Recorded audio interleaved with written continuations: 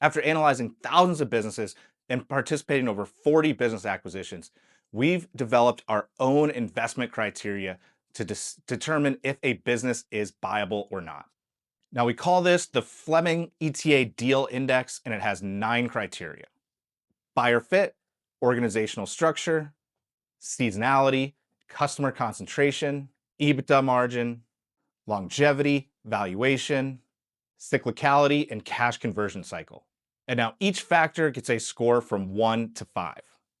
Now, one trick is that buyer fit gets 3 times the weighting of all the other criteria. In the small business space, the operator is the biggest determinant of success. We own a highly successful HVAC company and we own a highly successful restaurant. If we were to take the person operating our restaurant and put them into the HVAC company, I think the HVAC company would fail. If we took our person that's running our successful HVAC company and put them into our restaurant, we think that that would fail also. So it's fit is really important to the success of the business. Now, to score 5 in buyer fit, that means that the buyer needs to have hands-on industry experience in the industry that they're buying. They need to have a history of P&L management, sales, and leadership. And they need to already possess all the required licenses to operate within that industry. Now, a 4 would be an adjacent industry experience with clear transferable skills. A 3 would be general management experience within a completely different industry. Now, 2 might be someone with only a finance background and no operational experience or no management experience. And 1 would be structural risk because the person has no industry experience, they have no management experience, they have no sales experience. And the business requires a license that there's no way that this buyer could possibly secure. So buyer fit is the most important criteria to us. That's why it gets 3 times the weight of everything else. A great operator can offset a lot of other problems. A bad operator can take the perfect business and run it into the ground. Now, next, we're going to look at organizational structure. Organizational structure is how the business runs after the owner steps out. The stronger the organizational structure, the more resilient the business is going to be during that risky transition period. Now, a 5 would be a business with a general manager already in place with no more than 7 direct reports, mid-level managers, documented SOPs covering over 70% of the workflows, and full redundancy in critical roles. Now, a 4 has group leaders with standardized routines, but the new owner is going to step in to that general manager role. A 3 is a flat team with everyone reporting to the owner. A 2 is very owner dependent with no other supervisory staff, no team leaders, nothing. And a 1 is a fragile solo operation where the owner is doing a lot of the frontline work in addition to running the business. Our next criteria is going to be seasonality, and that measures how revenue ebbs and flows throughout the year. Now, seasonality represents risk. You need to manage your cash flow through those ups and downs. You might have months where you're taking deep losses and months where you have massive gains. But that also makes the periods when you're hitting your on season that much riskier. So, we looked at a business that made really all their money within a few weeks around the holidays. If there's any slip up during those few weeks, anything goes wrong, the seller or the owner gets sick during that 3 weeks, the entire year is shot. So to get a 5, we need no one quarter to represent less than 20% of annual revenue. A 4 means that no one quarter drops below 15% of revenue. A 3 is going to fall in that 10 to 15% range. A 2 would have a down quarter that representing 10% of revenue or less, with their busy season representing more than 40%. And then a 1 generates more than 50% of its revenue in a very narrow window. Our next criteria is customer concentration. And this can be a huge risk factor. We see businesses all the time where the loss of just one customer could completely tank the business. Now, to get a 5, we need no one customer to exceed 5% of revenue and your top 5 customers to not exceed 20% of revenue. A 4 is going to have its largest customer between 5 and 10% of revenue.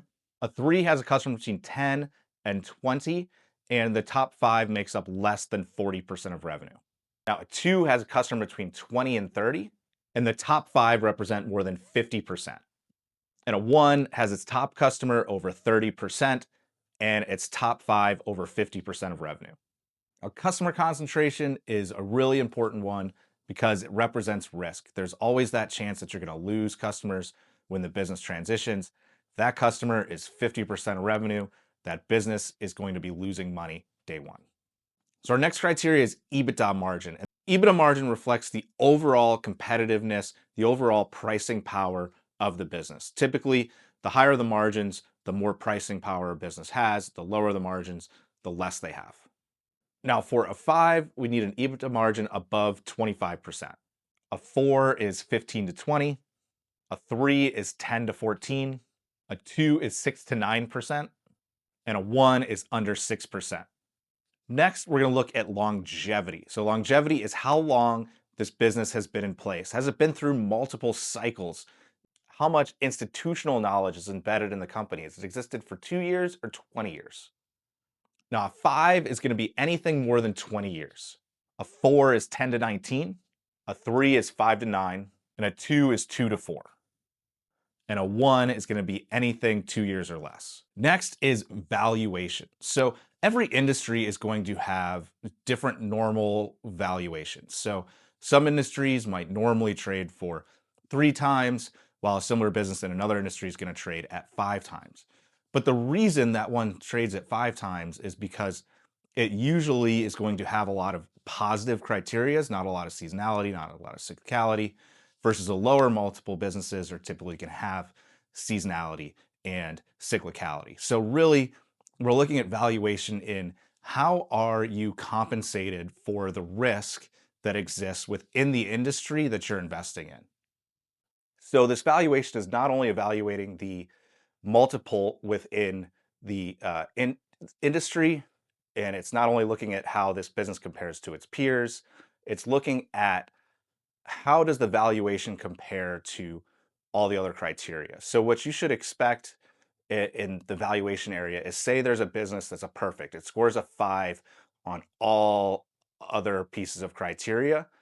I'd expect the valuation to be a 1 because that perfect business is going to trade at a higher valuation.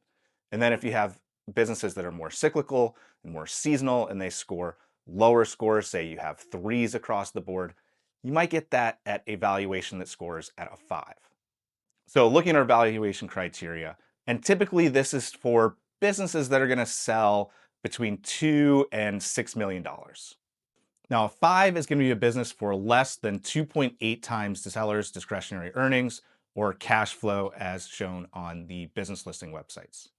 A 4 is going to be between 2.9 and 3.6. A 3 is going to be between 3.7 and 4.4. A 2 is between 4.5 and 5.2. And a 1 is anything greater than 5.3 times. Now, looking at this whole criteria is about balancing out the factors. So if a business has a really great valuation, but it scores really poorly on all the other criteria, again, that means that you're just getting compensated for the risk that you're taking with the lower valuation. Next, we're going to look at cyclicality. So this is how responsive the business is to the economic cycle. Does revenue go up when the economy is doing great and go down when the economy is doing poorly? Are these primarily discretionary purchases, or are there things that people have to do? Now, a 5 is going to be a business that has no tie to the economic cycle whatsoever. And I'm going to say these are much harder to come by, and a lot of people say things are recession resistant that aren't. So let's say, something that does home repairs. So people say, they're going to repair their houses, whether the economy is good or not. But that's not true. People will defer the maintenance. So that deferral is still going to show as a slowdown in the activity. So a lot of businesses that people say have no cyclicality really do. So a 5 is perfect, no cyclicality. A 4 is going to be very mild cyclicality. The business can see declines during recessions, but it recovers very quickly. This is probably where most home repair businesses would fall. Very, very little falls in the 5. Now, a 3 would be a business that you might see a 3 to 10% drop in revenue during a major recession. A 2 is going to see 20 to 40% drops in revenue. And a 1 is going to be a business that experience a 40% or greater decline in revenue and takes several quarters to recover. And now this is going to be tricky to measure in that we haven't had a true major recession in the United States since 2008 and 2009. A lot of businesses, or even the ones that existed back then, you're not going to have the records of that. So really, you're going to have to use your judgment. You're not going to have actual data to look back at. Next is our cash conversion cycle, and this is how quickly a business converts sales to actual cash in the bank. Now, this is important because it can really affect both growth and risk. So, if you need to have money in the bank to grow, so let's say your business goes and needs to do the work and then you get paid later, you've got to pay for the materials and the labor. So, that means every time you get a new sale, you need to have cash in the bank to go do the work. Versus if you have a business where you get paid before you do the work, you don't need to have cash. You can do as many sales as you want, and capital doesn't become a restraint on growth. It can also represent risk. So, anytime someone owes you money, it means there's some odds that they're not going to pay you back. And we see a lot within the businesses that we own. Getting people to pay their bills is very tough and a big part of business ownership. So, a 5 is going to be a business that receives payments right away when they're delivering the service or before. A 4 is the business receives payment within 0 to 14 days. That's because typically, you pay the employees every other week. You typically have 30 days to pay your suppliers. So usually you can get paid before you have to pay for the services. A 3 is going to be anything that gets paid within 15 to 40 days. This means that your money in and money out cycle is pretty close to neutral. A 2 is going to be anything 60 to 90 days. This is going to be a negative cash flow conversion cycle, means you need to have money in the bank to fund growth. And a 1 is anything 90 days or greater with unpredictable collections. The longer the collection window, typically the more bad debt you tend to have. And you're going to need a lot of capital to support growth. The business is going to need a ton of working capital when you acquire. So once you've gone through this criteria, you add up all your scores. When all these numbers are added up and you've multiplied your buyer's fit times 3, your total scores are going to be measured against a 55-point scale. And now this isn't a prediction tool. Just because a business scores well on this doesn't mean that it's going to work out perfectly for you. There's lots of other factors, but it is going to help you evaluate the risk and the probability of success for your deal. It's going to look heavily on, does the buyer have an edge, and does the business have the criteria to support the buyer if they don't? And generally, we look at deals that score 39 or higher as deals that have structural strength.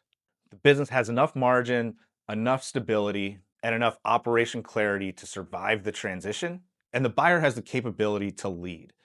Execution risk still exists, but it's manageable. Now, any score between 36 and 38 could be okay, but it's going to be tight. And this range can work, but I'd be more conservative on the leverage side. I'd fund my deal with less debt than I would otherwise, and make sure I have meaningful cash reserves to cushion any blows. And the operator should expect to have to be hands-on to offset weaknesses. And a score below 36 signals misalignment. The business may be too interdependent, too thin on margins, not a good fit for you as a buyer, too exposed in some area, which is going to present very major risks, and you should probably consider passing on that deal. These types of deals typically punish both experienced and inexperienced buyers, and it really is just a better idea to stay away. Now, this criteria, it's not perfect. It's to point out fragility in your deal, and it's also to show that no such thing is a perfect deal. We often see the standard Harvard Business Review buy box, and everyone's looking for the perfect business. If you're looking for the perfect business, you're going to be looking forever. This deal index shows that there can be trade-offs in different area that can come together to bring a viable deal. So check out our new tool for running the Fleming Deal Index and keeping track of the businesses that you're looking at.